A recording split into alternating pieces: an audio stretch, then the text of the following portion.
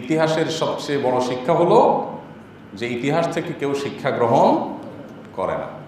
আমরা বাণীগুলা বলিগুলা আপনি আমি সবাই মুখস্থ জানি, কিন্তু আমাদের জীবনে সেটার ইমপ্লিমেন্ট আমরা করতে পারি না। মানুষ যখন সীমা লঙ্ঘন করে, সীমানা ছাড়িয়ে চলে যায়, অন্যরা যখন তাদেরকে সতর্ক করে তখন তারা ভুল বুঝে। এটাই মানুষের প্রকৃতি। যতক্ষণে বুঝে তখন আর তার পেছনে ফেরার কোনো সুযোগ থাকে না। এটা আমাদের ব্যক্তি জীবনেও পরতে পরতে আমরা মিলিয়ে দেখতে পারি। বিশেষ করে মানুষের যখন দিন ভালো থাকে, সুদিন থাকে, তখন সে ধরাকে সরা মনে করে, তখন সে আর মানুষকে মানুষ মনে করে না। এটা ব্যক্তি আপনি, ব্যক্তি আমি, আমাদের বাসাবাড়ি, আমাদের ব্যক্তিগত পর্যায়ে, আমাদের ব্যবসা প্রতিষ্ঠান, আমাদের কর্মস্থল এবং রাজনৈতিক ময়দান, সব ক্ষেত্রে একই জিনিসের চর্চা দেখতে পাবেন। আমরা যখন একটা পর্যায়ে চলে যাই তখন নিজেকে আর মানুষ মনে করি না, অতিমানবীয় কিছু মনে করি, এবং এটার ফলশ্রুতি যে খুবই খারাপ। কোরআন বারবার সতর্ক করেছে, হাদিস বারবার সতর্ক করেছে, কোরআন হাদিসের সেই সতর্কীকরণ ওলামারা বারবার শোনান। এগুলো আমাদের কাছে সেকেলে মনে হয়, এগুলো গোনার টাইম আমাদের কাছে থাকে না। যখন দুর্দিন হয় তখন আমরা সবাই গুনতে শুরু করি। একটা ইন্টারেস্টিং বিষয় আপনাদের সাথে শেয়ার করি। যেহেতু আমরা চ্যারিটেবল অর্গানাইজেশন চালাই, সেবামূলক কাজ করি আসুন্নাহ ফাউন্ডেশনের ছায়াতলে, আমাদের কাছে নানান মানুষ আসে নানান সহযোগিতার জন্য।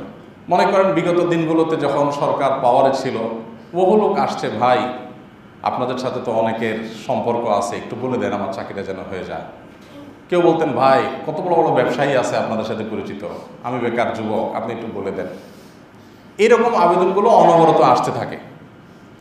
তো আমরা সবাইকে একটা কমন উত্তর দিতাম, সেটা হলো আমরা বলতাম যে ভাই, হুজুরদের কাছে কখনো ক্ষমতাসীনরা আসে না, এবং হুজুরদের কাছে কখনো ব্যবসা বাণিজ্য ভালো থাকলে ব্যবসায়ীরা আসে না। কেন আসবে? কারণ তার টাকা পয়সা আছে, ব্যবসা বাণিজ্য ভালো, দিনকাল ভালো যাচ্ছে, হুজুর গোনার টাইম আছে নাকি? হুজুরদের কাছে আসে কখন? যখন ফাঁসা যায়, যখন আর উপায় নাই, যখন গর্তে পড়ে গেছে, ব্যবসা বাণিজ্য খারাপ, লসের পরে লস, এবার এসে বলে হুজুর তেল পোড়া, পানি পোড়া, দোয়া দরুদ কি আছে দেন। তো আমরা যারা আমাদের কাছে সহযোগিতা চাইতে আসে বলি, ভাই আপনারা মনে করেন যে আমরা হুজুররা খুব পপুলার হয়ে গেলে কত ব্যবসায়ীরা আমাদের কথা শুনবে। তো বাস্তব কথা হলো ব্যবসায়ীরা আমাদের কাছে আসে, অনেক বড় বড় ব্যবসায়ীরা আসে হলো ফান্দে পড়ার পরে। তখন আর তার কিছু করার থাকে না, বরং পারলে তারে কিছু দিতে পারলে সে আরও খুশি। তখন লোকটাকে কোনো রকম বুঝে আমরা বিদায় করি। হাস্যকর হলেও এটা হলো বাস্তবতা। ঠিক একইভাবে আল্লাহর কথা, রাসূল সাল্লাল্লাহু আলাইহি সাল্লামের কথা, আলেম ওলামাদের কথা মানুষের ভালো লাগে না। এসব নীতিবাক্য শুনতে মন চায় না মানুষের, কারণ দিনকাল ভালো। আর যখন ফাঁসা যায় তখন এরকম দেখবেন বসে থাকে। ছ্যাঁকা খাওয়ার পর দেখবেন যে দাড়ি টুপি রেখে দেয়, মসজিদে এসে বসে থাকে, তসবিহ তাহলিল ছাড়া কিচ্ছু বোঝে না, কারণ সে ছ্যাঁকা খাইছে। যতদিন ছ্যাঁকা না খাইছে ততদিন পর্যন্ত আরে রাখতো, তোর এত বেশি কোরআন হাদিস করিস না, তো বেশি বেশি ওয়াজ করার জ্ঞান দিতে আসিস না। এই হলো আমাদের মানবীয় প্রকৃতি। এই ঘটনা থেকে আমরা অন্তত শিক্ষা গ্রহণ করি যে আমাদের ব্যক্তিগত জীবনে জুলুম এবং স্বেচ্ছাচারিতা আমরা পরিহার করবো তো ইনশাআল্লাহ। মনে রাখবেন, আপনি যেই পর্যায়ে যার সাথে জুলুম করবেন, যার সাথে অবিচার করবেন, আজ হোক আর দুদিন পর হোক, এর চরম পরিণতি আপনাকে বরণ করতে হবে। নবী করিম সাল্লাল্লাহু আলাইহি সাল্লামের একটি ঐতিহাসিক হাদিস রয়েছে, কিছু পাপ আছে, যেই পাপ, যে অপরাধগুলোর শাস্তি আল্লাহ তাআলা আখিরাতে তো সব পাপের শাস্তি দিবেন, কিন্তু কিছু পাপের শাস্তি আল্লাহ তাআলা দুনিয়াতেও দিবেন।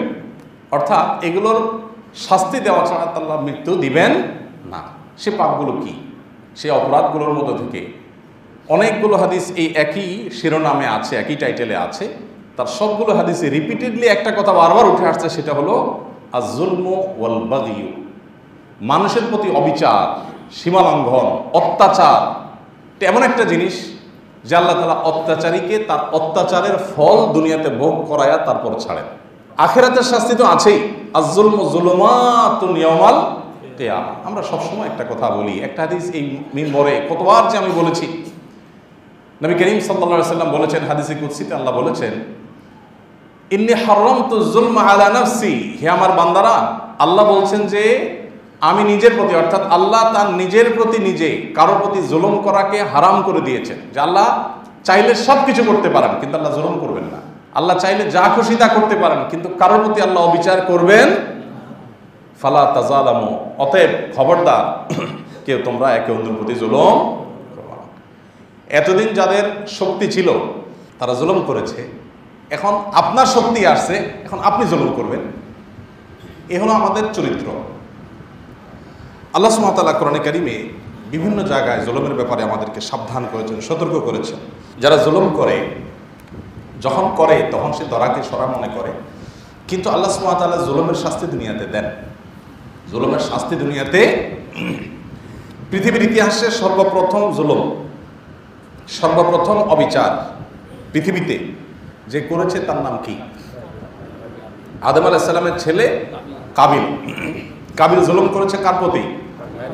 তার ভাই হাবিলের প্রতি। তাকে হত্যা করেছে অন্যায়ভাবে। এই যে অন্যায়ভাবে হত্যা করেছে, পৃথিবীর ইতিহাসে প্রথম জুলুম হয়েছে, মানুষদের মধ্যে প্রথম জুলুমের ঘটনা ঘটেছে। আল্লাহ রাব্বুল আলামিন কাবিলের মুখোশকে উন্মোচন করে দিয়েছে। কাবিলের হত্যাকাণ্ডের ঘটনা কত হাজার বছর আগে সেটা আমরা কেউ জানি না। এত আগে, প্রথম মানবের সন্তান আদম আলাইহিস সালামের ছেলে অপরাধ করেছে সে তখন, কিন্তু কোরআনে আল্লাহ তাআলা আয়াত নাযিল করেছেন। কোরআনে আল্লাহ তাআলা আয়াত নাযিল করে শেষ জামানার মানুষকেও সতর্ক করছেন যে কাবিল কিন্তু এই অপকর্ম করেছিল, এই নিকৃষ্ট কর্ম সে করেছিল।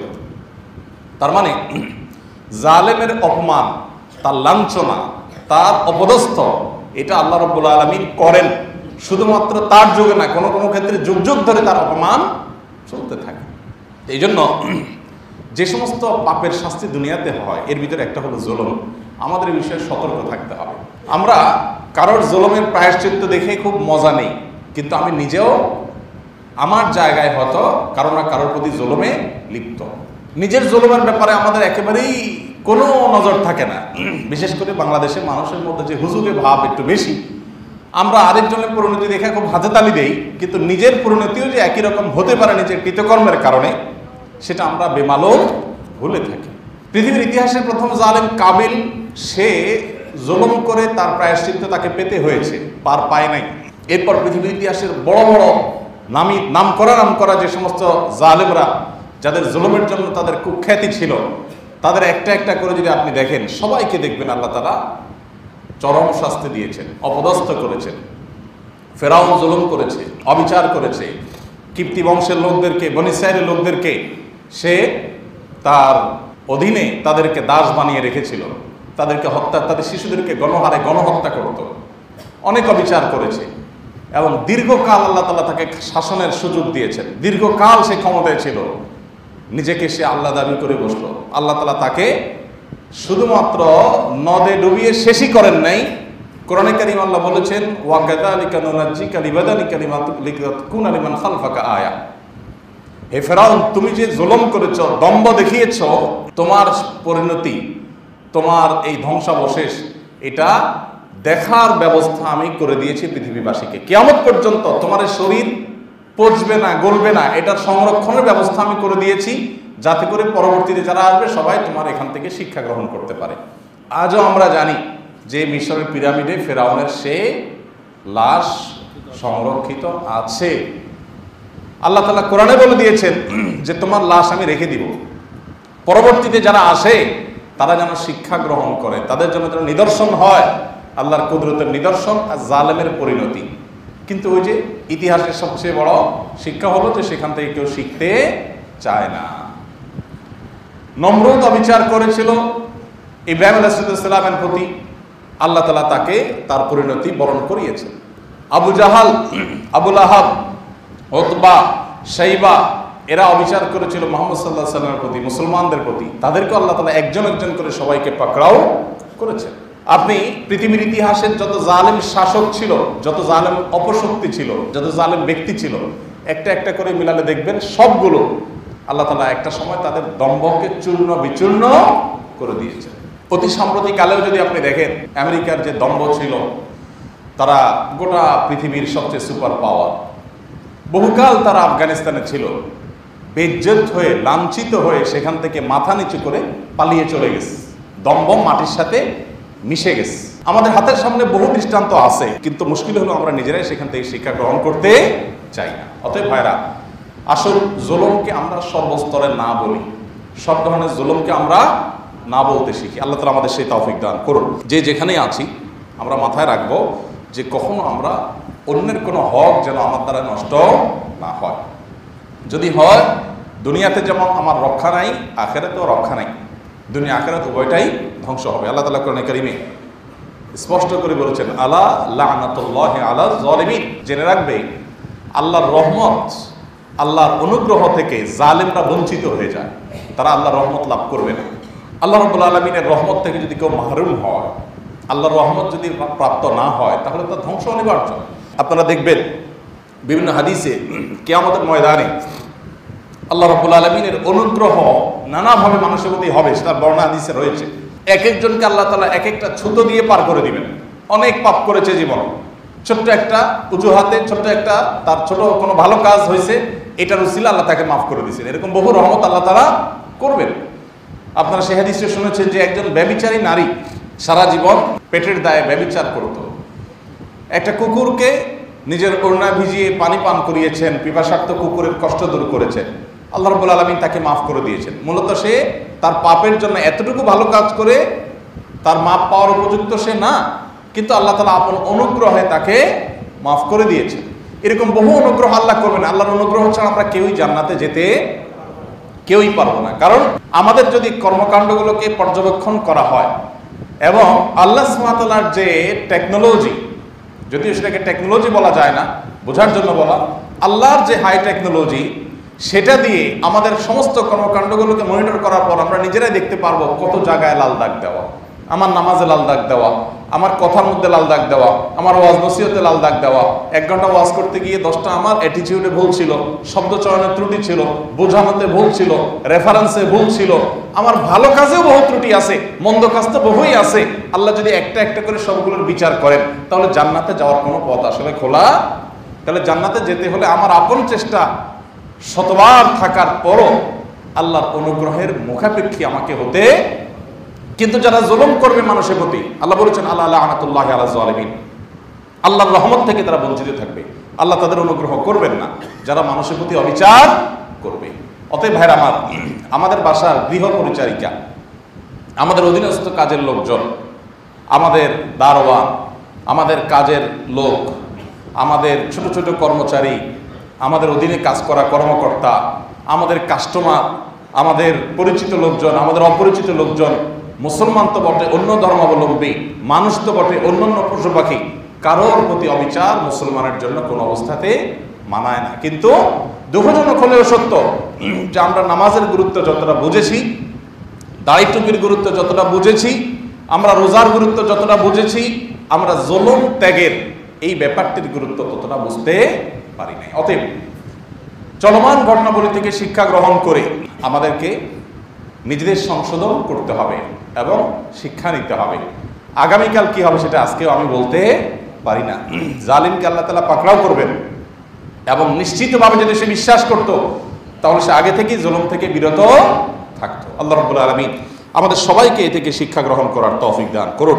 জুলুমের যে সমস্ত পরিণতি সেগুলো অনেক, আমি সেদিকে যাব না। একটা পরিণতির কথা শুধু বলতে চাই, তা হলো জালেমকে আল্লাহ লাঞ্ছিত করেন।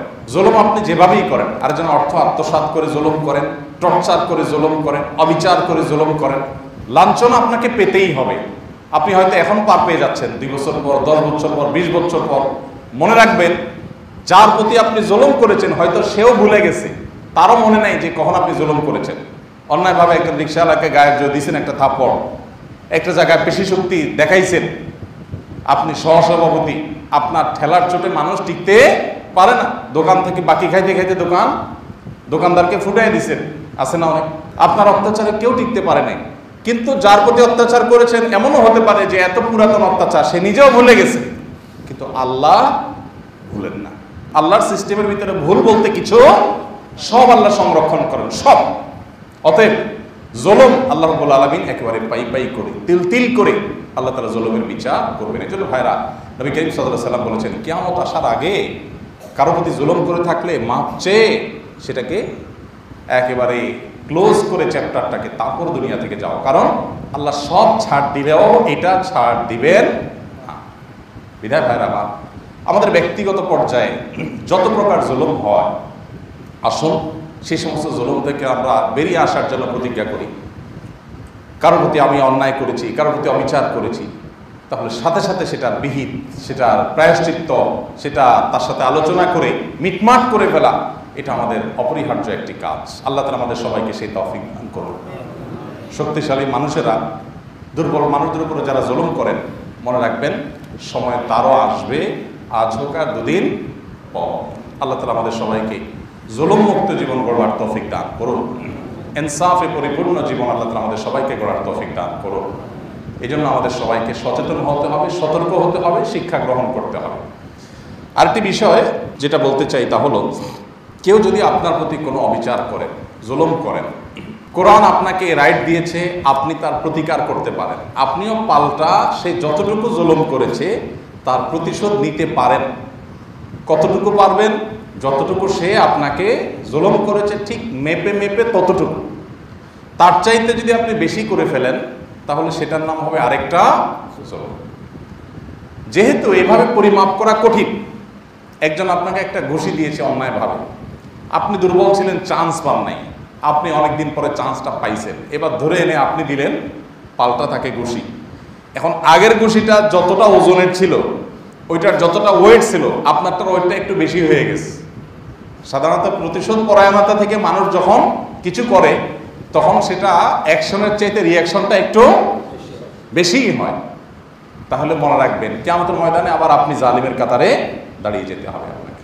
এই জন্য আল্লাহ বলেছেন, ফাইন আকাবতুম ফাআকিবু বিমিথলি মা উকিবতুম বিহি ওয়া লা ইন সাবারতুম লাহু খায়রুল লিস-সাবিরিন। যদি তোমার কারোর জুলুমের বিহিত করতে গিয়ে, প্রতিকার চাইতে গিয়ে, করতে গিয়ে তুমি যদি তাকে কষ্ট দিয়েছে, তুমিও তাকে যদি কষ্ট দিয়ে তোমার অধিকার আদায় করতে চাও, তাহলে যতটুকু সে করেছে তুমি ততটুকু করতে পারবে। যেহেতু এই কাজটা খুব কঠিন, এত মেপে মেপে দেওয়া তো যায় না, এই জন্য আল্লাহ বলেছেন ওয়ালা ইন সাবারতুম, আর যদি তোমরা সবর করো যে ঠিক আছে সে করছে, আমি তাকে হয় মাফ করে দিই বা আল্লাহর উপর ন্যস্ত করি, আমি তার এই প্রতিশোধের দায় নিতে যাব না, যেহেতু এখানে কম বেশি হয়ে গেলে আমি আবার ধরা খেতে যাব, সো আমি ধৈর্য ধারণ করলাম। যদি এটা করতে পারো, আল্লাহ বলেছেন লাহু খায়রুল লিস-সাবিরিন, এটা তোমার জন্য সবচেয়ে উত্তম, সবচেয়ে বেস্ট, যে তুমি এটা করতে পারো যে আমি প্রতিশোধ পরায়ণ হলাম না। মানুষ সৃষ্টিগতভাবে আমাদের মধ্যে প্রতিশোধ পরায়ণতা আছে। কিছু মানুষ আছে তাদের মধ্যে প্রতিশোধ পরায়ণতা একটু বেশি। এই প্রতিশোধ নিতে গিয়ে যখন সীমা ছাড়িয়ে চলে যায় তখন তাকে আবার জালেমের কাতারে আসতে হবে। এই জন্য ভাইরা, আজকের আমাদের দ্বিতীয় বার্তা হলো, আসুন প্রতিশোধ পরায়ণতা, হিংস্রতা এবং ক্ষোভ, জেদ এগুলোকে আমরা সংবরণ করতে শিখি, তবে আমরা ইনশাআল্লাহ আল্লাহর কাছে প্রিয় পাত্র হতে পারবো। ক্ষমা এমন একটা আমল, কোরআনে কারিমে আল্লাহ রাব্বুল আলামিন মুত্তাকিদের বৈশিষ্ট্য উল্লেখ করতে গিয়ে বলেছেন ওয়াল আফিনা আনিন নাস, যারা মানুষকে ক্ষমা করতে জানে, আল্লাহর জন্য ক্ষমা করে দেয়, আল্লাহ রাব্বুল আলামিন তারা তাদেরকে মুত্তাকি হিসাবে গণ্য করেছেন। তারাই হলো আল্লাহ ভীরু, তারাই হলো প্রকৃত অর্থে ভালো মানুষ। এবং মুত্তাকি যারা আল্লাহর ওয়াস্তে মানুষকে ক্ষমা করে দেয়, আল্লাহ তাআলা নিজেও তাদেরকে ক্ষমা করে দেন। ঐতিহাসিক একটি ঘটনা অনেকে হয়তো বারবার শুনে থাকবেন। আল্লাহর এক প্রিয় বান্দা, তার একজন অধীনস্থ একটা ভুল বারবার করছিল, তো একাধিকবার তাকে মাফ করার পর যখন একবার পাকড়াও করেছেন যে এবার তোমার একটা শাস্তি হতেই হবে, তুমি একই ভুল কেন এতবার করেছো, বারবার তোমাকে বলা লাগছে, তখন সে লোকটি বলল যে দেখুন, আল্লাহর কাছে আপনি একই অপরাধের মাফ কয়বার চান? একই অপরাধ করে, একই ভুল করে, একই পাপ করে আল্লাহর কাছে একবার মাপ চেয়ে পরের বার বলেন না মাপ যে কয়বার চাবো, থাক তাহলে আমি মাপ না চাই, এরকম করেন কিনা? নিশ্চয়ই করেন না। আপনি একই অপরাধ বারবার হলে বারবার আল্লাহর কাছে মাপ চান এবং আশা করেন যে আল্লাহ তাআলা আপনাকে বারবার মাফ করবে। তো আল্লাহর কাছে যদি বারবার ক্ষমার আশা করেন, তো আপনি আল্লাহর বান্দাকে বারবার ক্ষমা করতে কেন কার্পণ্য করছেন? ভাইরা আমার, অতএব মানুষকে ক্ষমা করতে পারা এটা অনেক বড় একটা গুণ, এটার জন্য বড় একটা কলিজা লাগে। কারোর প্রতি ক্ষোভ, জেদ রাখলে নিজেরই কষ্ট হবে, আপনারই অন্তরে কষ্ট হবে। আর যদি ফ্রি হয়ে যান, সহজ। এটা অবশ্য ভ্যারি করে, সব সময় এটা সম্ভবপর হয় না, বা সবসময় এটা উচিত হয় না।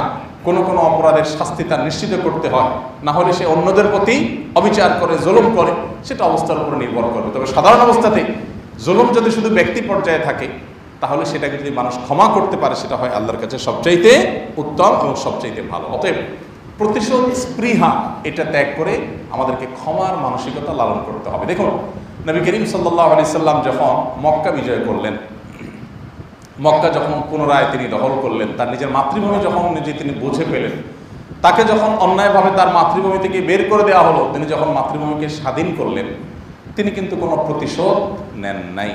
পৃথিবীর ইতিহাসে এরকম আরেকটি ঘটনা পাওয়া কঠিন। মক্কার ইতিহাস, নবী করিম সাল্লাল্লাহু আলাইহি সাল্লামের সাথে কি করা হয়েছিল, সাহাবীদের সাথে কি আচরণ করা হয়েছিল, সেগুলো আমরা কে না জানি। নবী করিম সাল্লাল্লাহু আলাইহি সাল্লাম যেখানে তাকে গালমন্দ করাটা এত বড় অপরাধ যে ক্ষমার যোগ্য, এবং ইসলামী শরিয়ার দণ্ডবিধিতে নবী সাল্লাল্লাহু আলাইহি সাল্লামকে কেউ মুখ দিয়া কটু কথা বললে তার সর্বোচ্চ শাস্তি মৃত্যুদণ্ড। অনেক উলামা ইকরাম বলেছেন এটা সে তওবা করলে মাফ হবে না, আবার অনেকে বলেছেন তওবা করলে মাফ হবে। যাই হোক, তো এইরকম একটা অপরাধ, এরকম একটা গুনাহ, এরকম একটা পাপাচার, নবী সাল্লাল্লাহু আলাইহি সাল্লামের ব্যাপারে মুখে কটু কথা বলা, সেই নবীকে মক্কায় আপনারা জানেন যে তাকে শারীরিকভাবে ফিজিক্যাল টর্চার করা হয়েছে, তার মুখে থুতু মেরে দেওয়া হয়েছে, আপনার আমার না, মুহাম্মদ সাল্লাল্লাহু আলাইহি সাল্লামের। তিনি যখন সিজদায় গেছেন, ওটের নাড়ি বুড়ি ময়লা নোংরা এগুলো এনে তার পিঠের উপরে চাপা দিয়ে রাখা হয়েছে। কতভাবে তাকে টর্চার করা হয়েছে। বেলাল রাদিয়াল্লাহু তাআলা আনহুকে উত্তপ্ত পাথরে, মরুভূমিতে সৌদিতে যারা গিয়েছেন, মিডল ইস্টে যারা গিয়েছেন তারা জানেন সেখানকার গরমের অবস্থা কি। এখন তো সেখানে কিছু সবুজ আছে, তখন এই সবুজ ছিল না, তখন গরম কেমন ছিল। সেই গরমে উত্তপ্ত পাথর আর জ্বলন্ত আগুনের ভিতরে কোনো পার্থক্য নাই, এত গরম থাকে। এই উত্তপ্ত পাথরের উপরে তাকে শুইয়ে রেখে নিচে গরম পাথর, উপরে আরেকটা গরম পাথর দিয়ে চাপা দিয়ে এমনভাবে রাখা হতো যে শরীর থেকে চামড়া গলে রক্ত বের হয়ে সেই পানি পড়ে পাথর ঠান্ডা হয়ে যেত, তিনি সেন্সলেস হয়ে যেতেন। আমরা এখন আজকাল আয়নাঘরের কথা শুনি, এটা তখনকার আয়নাঘর ছিল।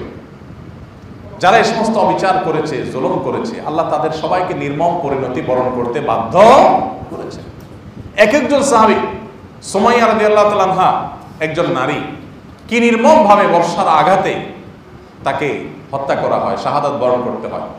তার ছেলেরও করুণ পরিণতি বরণ করতে হয়, পুরো পরিবারকে করুণ পরিণতি বরণ করতে হয়। এতগুলো ঘটনা, এবং প্রত্যেকটা মুসলমানের প্রতি অবিচার, মুসলমানদের বাধ্য করা হয় যে না, এই দেশ তোমরা থাকতেই পারো না, এই দেশটা তোমাদের না। কথায় কথায় এই দেশটা তোমাদের না, বের হও তোমরা। নবী সাল্লাল্লাহু আলাইহি সাল্লাম সাহাবীদের নিয়ে ধীরে ধীরে একরকম পালিয়ে আত্মগোপন করে নিজের মাতৃভূমি থেকে চলে যেতে বাধ্য হয়েছিল।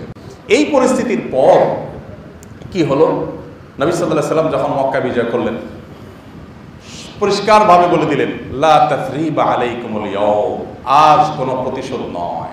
কারোর প্রতি প্রতিশোধ পরায়ণ হলেন না, কাউকে তার কৃতকর্মের জন্য নতুন করে তার উপরে প্রতিশোধের স্পৃহা এটা চরিতার্থ করলেন না, সবাইকে ক্ষমা করলেন, সাধারণ ক্ষমা ঘোষণা করলেন, ইতিহাস সৃষ্টি করে দিয়েছেন। ভাইরা আমার, আমরা সেই নবীর উম্মত, সেই মুহাম্মদ সাল্লাল্লাহু আলাইহি ওয়াসাল্লামের উম্মত, বিধায় আমাদেরকে দায়িত্বশীল আচরণ করতে হবে এবং মানুষকে ক্ষমা করতে জানতে হবে, মনটাকে বড় করতে হবে এবং সংকীর্ণ মনা হওয়া থেকে দূরে থাকতে হবে। প্রতিশোধের স্পৃহা রাখা যাবে না, ক্ষমার মানসিকতা রাখতে হবে। আল্লাহ আমাদের সবাইকে সেই তৌফিক দান করুন। আরেকটা বিষয় বলতে চাই, সেটা হলো আমাদের দেশের সম্প্রতি আপনারা শুনেছেন যে সংখ্যালঘুদের উপরে নানাভাবে আক্রমণ করা হয়েছে। এই ঘটনা সত্য, কিছু কিছু ঘটনা ঘটেছে, এটি একেবারে অসত্য নয়। খুলনার একটা ডুমুরিয়ার একটা হিন্দু পরিবার, তাদের আত্মীয়দের বাড়িতে আঘাত করা হয়েছে, তাদের বাড়িতে আঘাত করার প্রস্তুতি নেওয়া হচ্ছে। তারা যোগাযোগ করলো আমার সাথে, আরবির একজন মেজরের মাধ্যমে আমার সাথে যোগাযোগ করলো। আমরা সাথে সাথে কয়েকজন ভাইকে দায়িত্ব দিলাম, কয়েকটা টিম সেখানে কাজ করলো। আমাদের ফাউন্ডেশনের সেখানে যারা সেবা আছেন প্রতিনিধি, তাদেরকে বলা হলো। আলহামদুলিল্লাহ, পরবর্তীতে তারা গিয়ে তাদের পাশে দাঁড়িয়েছে এবং কোনো মতে তাদের রক্ষা করা হয়েছে। বিভিন্ন ব্যক্তিবর্গ এই দিনগুলোতে বহু লোক আমাদের কাছে ফোন করেছেন, প্রশাসনের অনেক ব্যক্তিরা ফোন করেছেন যে ভাই আপনারা কিছু একটা করেন, কিছু একটা বলেন। আমরা আমাদের ক্ষুদ্র সাধ্য অনুযায়ী চেষ্টা করেছি এবং সারা দেশের সকল ওলামা ইকরাম সোচ্চার হয়েছে। মসজিদে মসজিদে মাইকে মাইকে ঘোষণা দেওয়া হয়েছে এবং আপনারা জানেন মাদ্রাসার ছাত্ররা তারা মন্দির পাহারা দিয়েছে। চট্টগ্রামে হাটহাজারী মাদ্রাসার ছেলেরা, হাটহাজারী মাদ্রাসার ঠিক সাথেই ওয়াল ঘেঁষা একটা মন্দির আছে। মাদ্রাসা যেরকম প্রাচীন, ওই মন্দিরটা অনেক প্রাচীন, সেসব মন্দির তারা পাহারা দিয়েছে। দেশের সর্বস্তরের মানুষ আলহামদুলিল্লাহ পাহারা দিয়েছে। তো এই যে সংখ্যালঘুদের উপরে আক্রমণ, এটা তো আসলে রাজনীতির অংশ, আমরা সবাই জানি, ওপেন সিক্রেট। যখন কেউ কোনো সুবিধা নিতে চায় তখন এদেরকে মেরে পৃথিবীর মানুষের নজর তারা কাটতে চায়, দৃষ্টি আকর্ষণ করতে চায় যে দেখো এরা সংখ্যালঘুদেরকে মারছে। তো এই অপচেষ্টা আলহামদুলিল্লাহ রুখে দেওয়া হয়েছে। এটার জন্য সর্বস্তর ওলামা একরামের ক্রেডিট দিতেই হবে তাদেরকে, যে তারা সবাই সোচ্চার হয়েছেন, কথা বলেছেন। পরিচিত মুখ যে সমস্ত আলেমরা আছেন দেখবেন সবাই সংখ্যালঘুদের নিরাপত্তার ব্যাপারে কথা বলেছেন, বক্তব্য দিয়েছেন। আমরা অনবরত বলার চেষ্টা করেছি যাতে তাদের উপরে কোনো আঘাত না হয়। আলহামদুলিল্লাহ দেশের সর্বস্তরের মানুষ সজাগ ছিলেন এবং তাদের উপরে কোনো আঘাত হয়নি। কোনো আঘাত হয়নি বললে ভুল হবে, যেইভাবে আঘাত করতে চেয়েছে সেটা হয়নি, তবে কিছু কিছু জায়গায় তো ঘটেছে। আমি এখানে একটু বলতে চাই, এই নেগেটিভ কথার মধ্যে একটা পজিটিভ কথা, সেটা হলো সবসময় আমি বলার চেষ্টা করি আমাদের এই দেশে অন্যান্য ধর্মাবলম্বী যারা, সংখ্যালঘু শব্দটি বললে মনে হয় তাদেরকে আমরা একঘরে করছি বা তাদেরকে আমরা তাচ্ছিল্য করছি, আসলে সংখ্যায় কম এটা বোঝানো হয়। কিন্তু এই কথা বললে যদি তাদের প্রতি আমাদের তাচ্ছিল্যের কোনো ভাব আসতে পারে বলে মনে হয়, আমরা এটা না বললাম। অন্য ধর্মাবলম্বী যারা আছে, হিন্দু, খ্রিস্টান, বৌদ্ধ, এই মানুষগুলো তাদের প্রতি যত এই সমাজে যতটা টুকটাক বিচ্ছিন্ন ঘটনা ঘটে অবিচারে, আমাদের আশেপাশের দেশগুলো যদি আমরা দেখব সেগুলোর তুলনায় মুসলমানরা বার্মাতে, মুসলমানরা ইন্ডিয়াতে যতটা নির্যাতিত, সেই তুলনায় আমাদের এই এলাকাতে সকল ধর্মের অন্য ছোট ছোট ধর্মগুলোর বা সংখ্যায় কম যে সমস্ত মানুষগুলো আছে অন্যান্য ধর্মাবলম্বী, তারা আমাদের এখানে তাদের তুলনায় আলহামদুলিল্লাহ শতগুণ ভালো আছে।